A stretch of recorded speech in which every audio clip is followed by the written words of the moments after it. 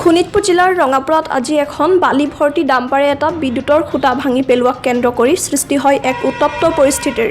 Rangapura railway দৈনিক বজাৰৰ পৰা খেৰণী বস্তিলৈ যোৱা পথছোৱাত সংঘটিত হয় উক্ত ঘটনাটি।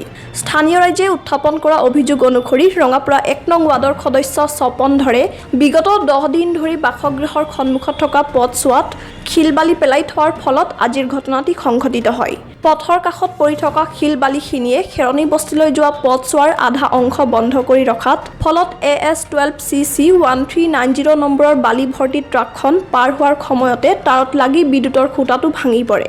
ফলত বিদ্যুৎ বিচ্ছিন্ন হোৱাৰ উপৰিও বিদ্যুৎ পৃষ্ঠ হোৱাত অঞ্চলটোৰ ৰাইজৰ বাসগৃহত থকা একাংশ বিদ্যুৎ সামগ্ৰী ক্ষতিসাধন হোৱা বুলিও ৰাইজে অভিযোগ তোলে। ইফালে ঘটনাস্থলীত ৰঙাপুৰা আৰক্ষী উপস্থিত হৈ দুৰ্ঘটনা সংঘটিত হোৱা ডাম্পাৰখন জব্দ কৰি থানালৈ লৈ আহে। ঘটনাৰ সন্দৰ্ভত স্থানীয় ৰাইজে ৰঙাপুৰা আৰক্ষী থানাত দাখিল কৰিছে এখন এজাহাৰ।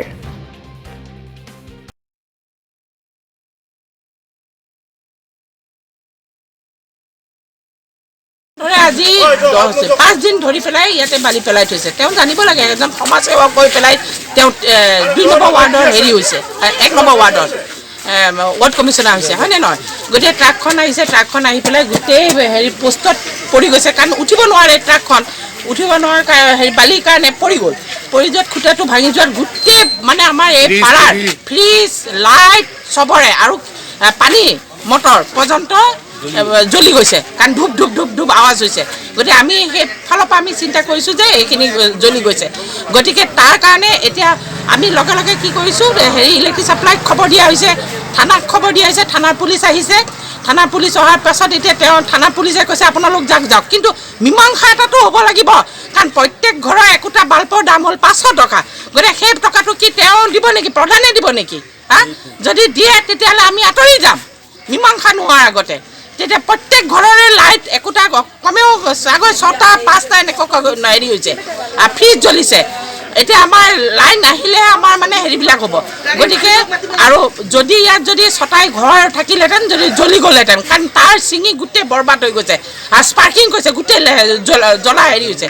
গতিকে আমাৰ এটা অনুৰোধ আৰু গাড়ীৰ মালিকক আমি মাতিছোঁ যে আহক, আমাৰ এই যিখিনি আমাৰ হেৰি হৈছে নষ্ট হৈছে সেইখিনি আমাক খৰচ দিবই লাগিব, আমি নামানো। কিহৰ কাৰণে হৈছে স্বপন ধৰে ৰাস্তাটো বালি পেলাইছে, পেলাওক, আমাৰ তাত আপত্তি নাই।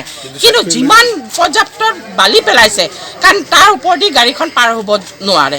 গতিকে তেওঁ এজন ৱাৰ্ড কমিশ্যনাৰ, তেওঁ সেইখিনি জানিব লাগিছিল। আজি 10 দিন ধৰি যদি এই বালিখিনি পেলাই থৈছে ঘৰত সোমাই থ'ব লাগিছিল। আমাৰ তাততো আপত্তি নাই, ঘৰটো তেনেকৈ চবেই বনাই আছে, তেনেকৈ চবেই পেলাইছে, চব ভিতৰত সোমোৱাই দিছে।